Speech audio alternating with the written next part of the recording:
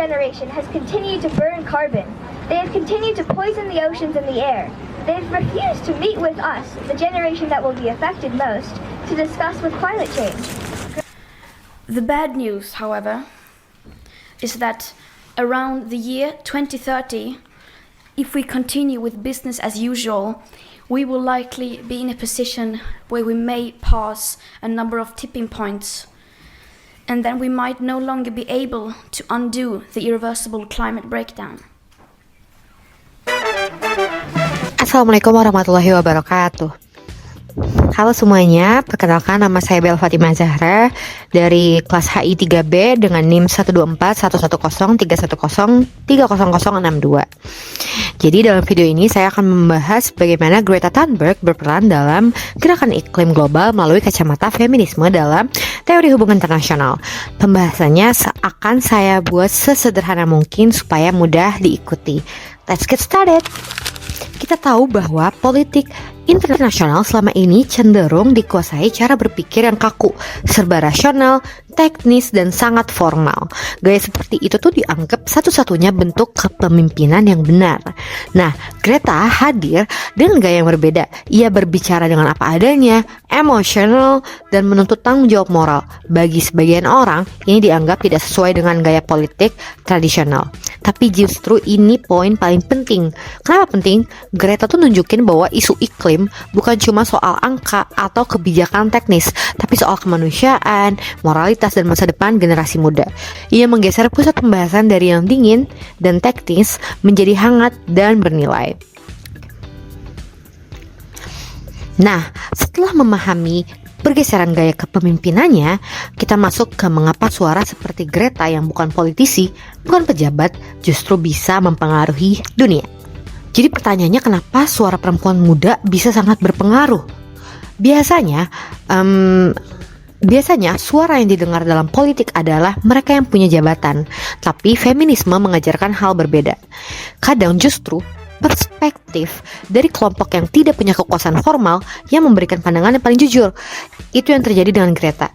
Ia berbicara dari posisi orang biasa, perempuan muda, tidak punya kekuatan institusional, tapi justru dari posisi itulah lahir kritik paling kuat terhadap cara dunia menangani krisis iklim.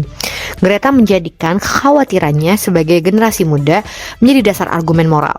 Climate crisis hasn't disappeared, and we have not disappeared. The concentration of CO2 in the atmosphere hasn't been this high for at least 3 million years. It is clearer than ever that no political party is doing close to enough. But it's even worse than that.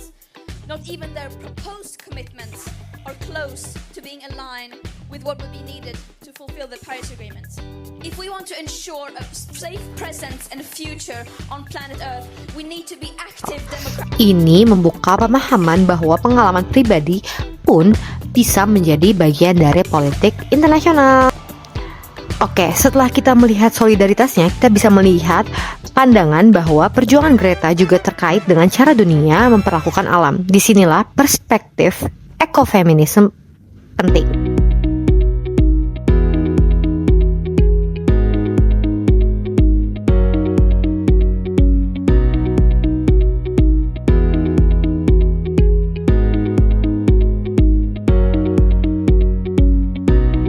Ekofeminisme melihat bahwa kerusakan lingkungan dan ketidakadilan gender saling terhubung.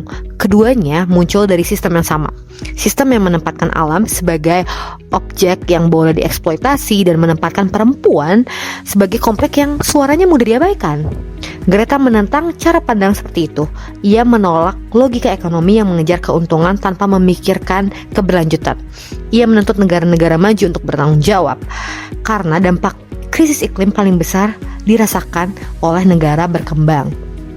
Di titik ini, kita melihat bahwa perjuangan bukan sekedar isu lingkungan, tapi juga kritik terhadap struktur global yang tidak adil. This is all wrong.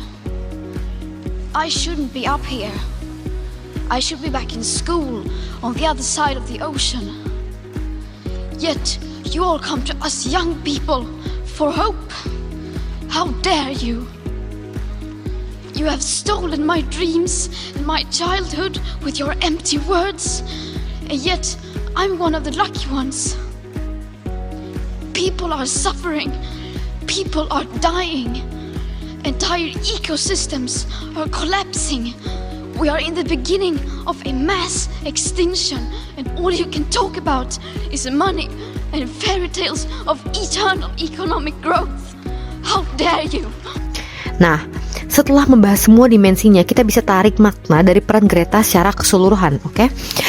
Jadi kalau secara kesimpulan ya, melalui kacamata feminisme, Greta bukan hanya aktivis, ia tuh adalah contoh bagaimana seseorang tanpa jabatan, tanpa kekuasaan formal bisa mengubah wacana global. Ia menunjukkan bahwa kepemimpinan bisa lahir dari empati, kejujuran moral, dan solidaritas antar negara. Dan Greta juga membuktikan bahwa suara perempuan muda memiliki kekuatan untuk menentang struktur global yang selama ini tidak seimbang. Gitu. Baik, demikian penjelasan dari saya. Dengan ini terima kasih telah menyimak hingga akhir. Semoga penjelasan ini membantu memahami bagaimana teori feminisme dapat menjelaskan peran Greta Thunberg dalam gerakan iklim global. Sampai jumpa di video berikutnya.